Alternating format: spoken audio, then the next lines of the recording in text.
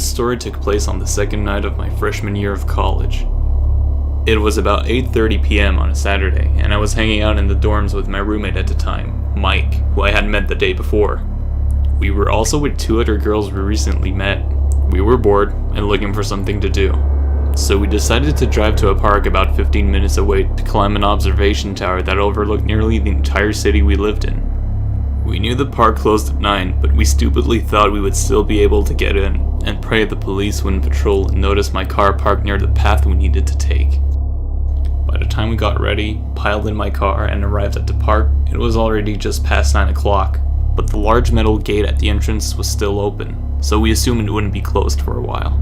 It should also be mentioned, this park was on the edge of the city in a heavily wooded area, and after the gate there was about another half mile of very narrow road to the parking lot. Anyways, I drove to the parking lot, and to our surprise, there was not a single car there besides mine. Sure, the park had just closed, but we thought there would be a few stragglers left, or some other after-hours visitors. By this point, we were becoming more paranoid at the thought of tickets for trespassing, my car getting towed while we were walking, or even worse. All of a sudden, Mike trailed off mid-sentence and said, "Guys, there's someone here."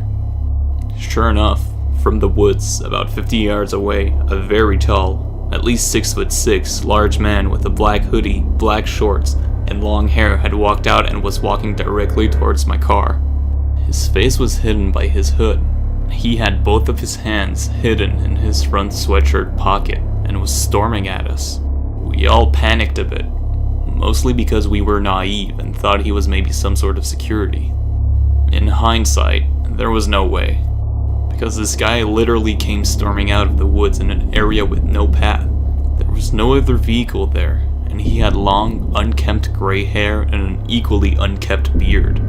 As he approached the passenger window, Mike rolled it down nervously. "Hi, how's it going?" Mike asked. The man didn't answer and just stared down at my car in the dark. After a long pause, the man asked in a low, gravely voice, "Do you know how to get on the main street?" No, we all literally just moved here yesterday," Mike said, a bit uncomfortably. After another long pause, the man stepped even closer and asked in a low, skeptical tone, "Really?"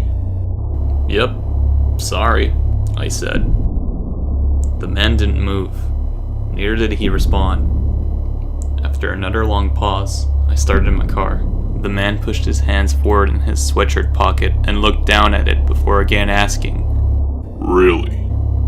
At this point, I was extremely scared, because I took his obvious emphasis on whatever he was holding in his pocket as a threat. Plus, even if he wasn't armed, I was 5'11", and weighed around 160 pounds at the time, and this guy was huge. Afraid to drive away and piss this guy off, not to mention getting shot at if he had a gun, I kind of froze. One of the girls chimed in, "Yeah man, we're new too." After another long pause, this guy again stepped even closer, inches from my car and Mike, and asked one more time, more loudly and dragged out, "Really?" pushing out on his pocket and looking down again. By now, I was at the point of scared where I was ready to risk whatever to get away, and just at the same time, my phone in the cup holder next to me lit up from some notification. I quickly swiped it up and yelled, "Oh, my mom's calling," and pressed the phone to my ear, simultaneously slamming my car in reverse and peeling out. I shifted into drive and pressed the pedal hard. I realized this dude was running at my car. For the few seconds I could see him in my mirror, he hauled ass after us, both hands still in that pocket. Thank God he didn't pull anything out, and that the gate at the road was still open when we got there. I don't know how it would have ended if we were locked in, but I doubt it would have been good.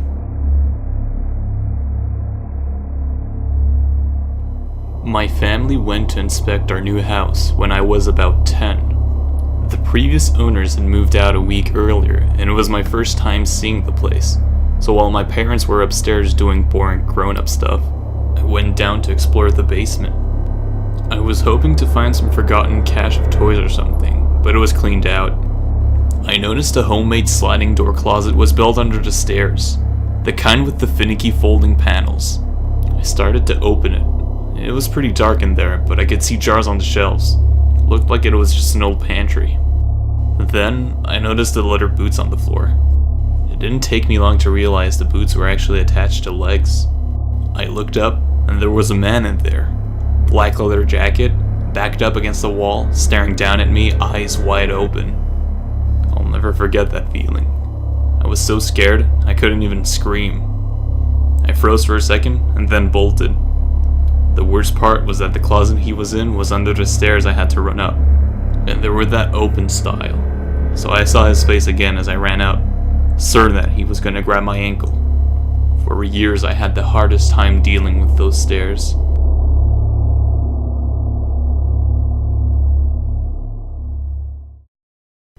When I was 14 years old, I was in the Boy Scouts, and we were on a canoeing trip down the Buffalo River in Arkansas. It was a 6-day trip, and it was just our little crew of about 10 boys and 3 adults. We hadn't seen anyone outside of our crew for days. We would canoe several miles and pick some random spot to sleep each night. This one night, my friend and I decided we were not going to sleep in the tent. We wanted to sleep in some hammocks by the river. I woke up sometime in the middle of the night, being eaten alive by mosquitoes, and decided that this was a stupid idea, and I began walking to my tent that my tent buddy had set up. The field we chose to camp on that night was quite large, so the tents were spread out very far apart. As I was walking by one of the tents, I saw a shape huddled up next to one of them, and I assume it was the tent owner's backpack, but it was oddly shaped. It was very dark. I couldn't see well. For some reason, I decided to kick it while I was walking past to make sure it was just a bag. When I kicked it, it grunted in pain. It surprised the shit out of me. You must understand that we were in the middle of nowhere, in the wilderness. So my first thought was that Adam, the guy who was supposed to be sleeping in that tent, was outside of it for some reason. So I knelt down beside him and asked, "What are you doing out here?" The person replied, "I like you people." That's when my heart nearly exploded out of my chest. This was a stranger. This was not Adam. Fear seized me. I noticed he had a knife attached to his belt loop. I was trying my best to stay calm. I will never understand why I thought that I needed to get that knife away from him. I should have run, screaming, but I didn't want to alarm him. I went to grab the knife, but he grabbed my arm and said, "You need to go to bed." I said, "Okay," got up, and walked the remaining 100 or so feet to my tent. I woke up my tent mate damn near hysterical, just knowing he was gonna come in any second and kill us. I woke him up and told him the story, and he, being much braver than me, went out there and walked around and came back and said he didn't see anyone, and he thought I was making the whole thing up. The next morning, he woke me up and told me the adults wanted to talk to me. I walked out the tent and saw everybody's stuff spread out everywhere. Apparently, the guy, whoever he was going outside each tent and going through the backpacks looking for stuff to steal. One of the adults had an expensive camera missing. The adults went and searched for signs that someone else was on this part of the river, but never found anyone or anything.